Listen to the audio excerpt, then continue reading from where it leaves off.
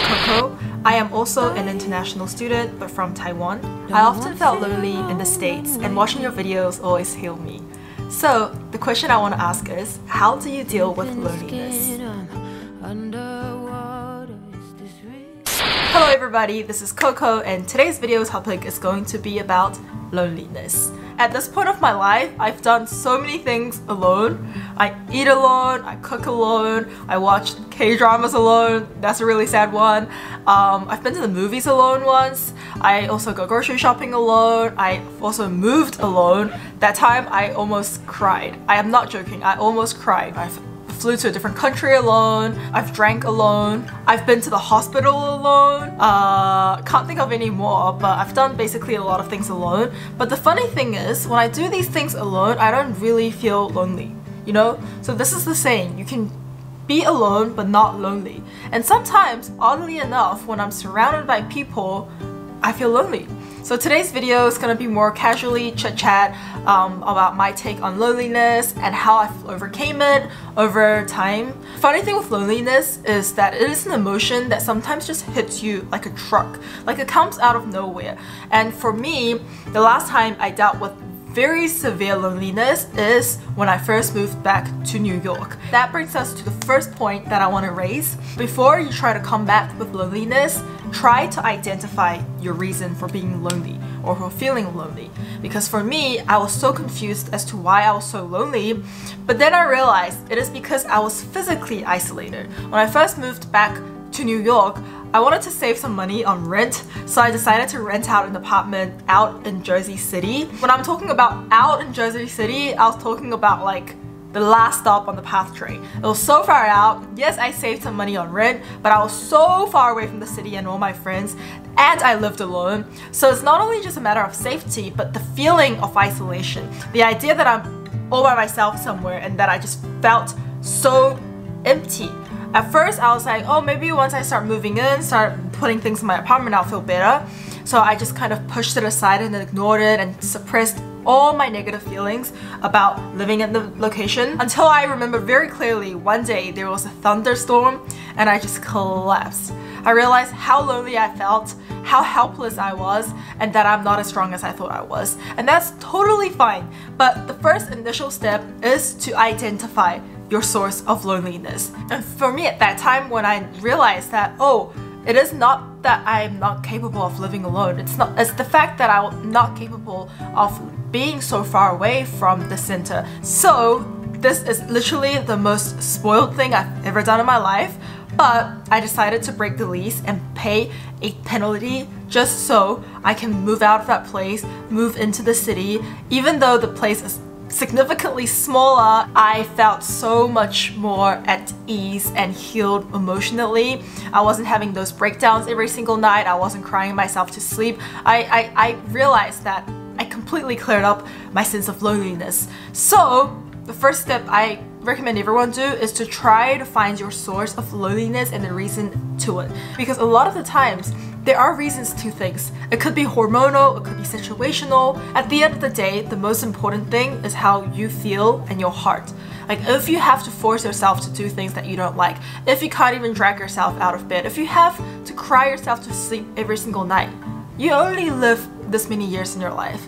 So yes, it could be costly, yes, it could be a hassle, but if you think that it's gonna heal you emotionally, I definitely would recommend you doing it. And another example of a situational loneliness thing could be freshly getting out of a relationship or something of that sort, where you're used to having this very intimate relationship with somebody, where you see someone really frequently and suddenly you have to be by yourself and you have to do certain tasks by yourself. And trust me, that's a very temporary feeling. It might be really rough and tough and difficult to deal with for like a month or even like a year. But by the end of it, you're gonna overcome it. So I wouldn't be too concerned about it, but as I said earlier, if you can find things that will keep you occupied, keep you busy, and make you feel better about it, don't force yourself to keep feeling certain types of feelings just because you don't want to do X, Y, Z. Because prioritizing your emotion is more important than anything on earth, and being mentally healthy will change everything as well. So this is a tip that I secretly use and that I don't often talk about because it seems kind of interesting, but the tip is to imagine that you are in a music video. So if you imagine that you're in a music video and you're grocery shopping, suddenly you're like, damn, I'm the main character. And when I had to go to the hospital by myself at urgent care, I was like, wow, I'm like the music video main girl who has to go to the hospital for a problem, and that I'm waiting for this boy to show up but he's not here. So it's just less sad in that sense. And similarly, you know, you can always imagine you're like a movie character, you're like a TV show character, because I'm a very imaginative person, so I always put myself into those situations. Like when I was moving, I was so stressed because I had spent like 2 nights just packing everything into like these boxes, and I was kind of stressed out until I was like, you know what, I'm just gonna play music. I just like blast music. And when I was blasting music, you know, I had some like sad K-drama OST going on, and then I was just like, wow, I feel like the main character, you know, I'm embarking on the next journey of my life.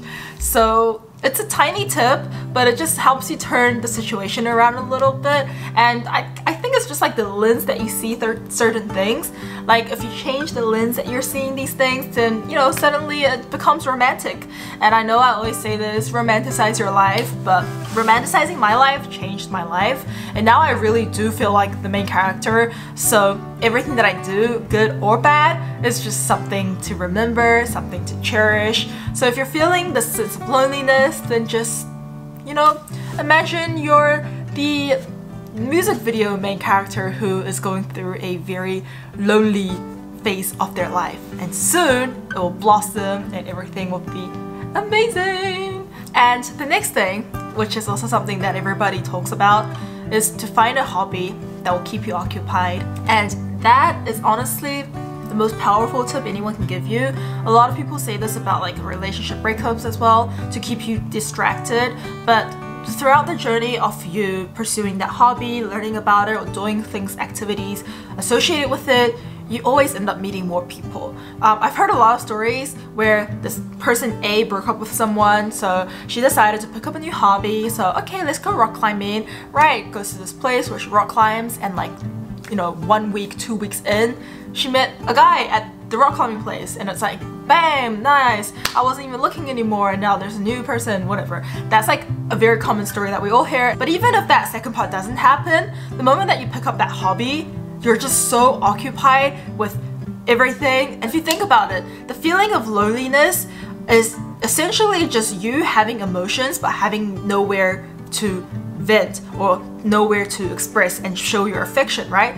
But if you find a hobby or like a thing, then you can pour all your heart onto that thing. So for me, when I felt really lonely, I would edit videos. It's funny because in the videos I am alone, but because I'm looking at it through my own footage, I'm like, wow, it's so nice that I can romanticize my life, and just looking at myself through a different lens makes me feel less harsh about myself, and it helps me romanticize it. You know, like I wouldn't look at it and be like, oh, she's so lonely. Like I'll look at it and be like, wow, like she's living a great life, she's doing well for herself. So for me, when I felt really lonely, I decided to pick up guitar, and I just binge watched a lot of videos on YouTube.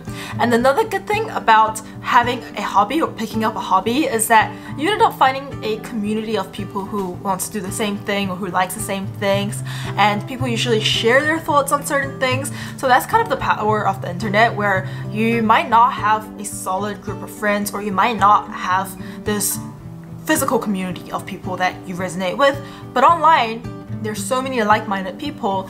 And yeah, I've mentioned this in one of my Q&A videos, where finding something that you really like will instantly dispel all the loneliness for you. Because when I was in high school, I felt lonely in a sense where I don't feel connected with people from my high school, and that's the point of my life where I got really into K-pop. And because I was into K-pop, I found like an online community of K-pop fans, and like the fact that every single day I look forward to watching like their live on like Music Bank and stuff like that, and like looking forward to like new music videos coming out, because that was occupying my mind, and because I felt like I had this community of friends and fandom out there, I felt so much less lonely. And that just helped me a lot. So I would recommend everybody try to look for something like that, even if it's like TV show, anime, whatever. The online community is great, and sometimes during my darkest time, I feel like it's nicer to talk to someone that's online and that it could be anonymous, or you could just leave a comment somewhere, and the feeling of letting that out just makes you a lot less lonely.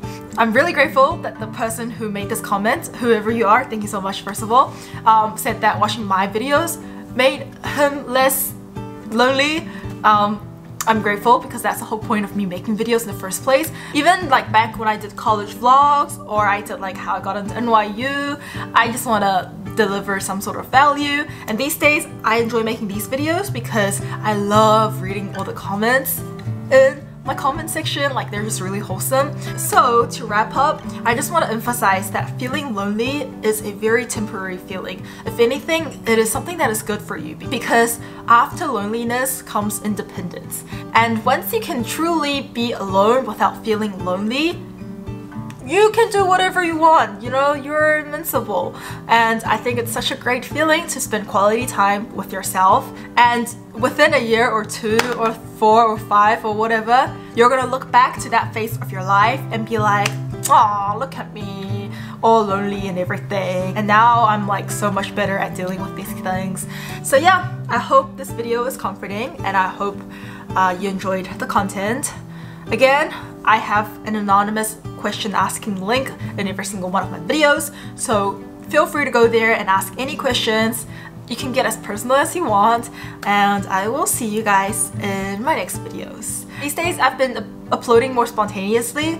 Maybe I'll try to figure out like set days that I will upload, but for now, turn on your notification button so you don't miss my uploads, and I will see you guys in my next video. Bye! Thin skin, I'm under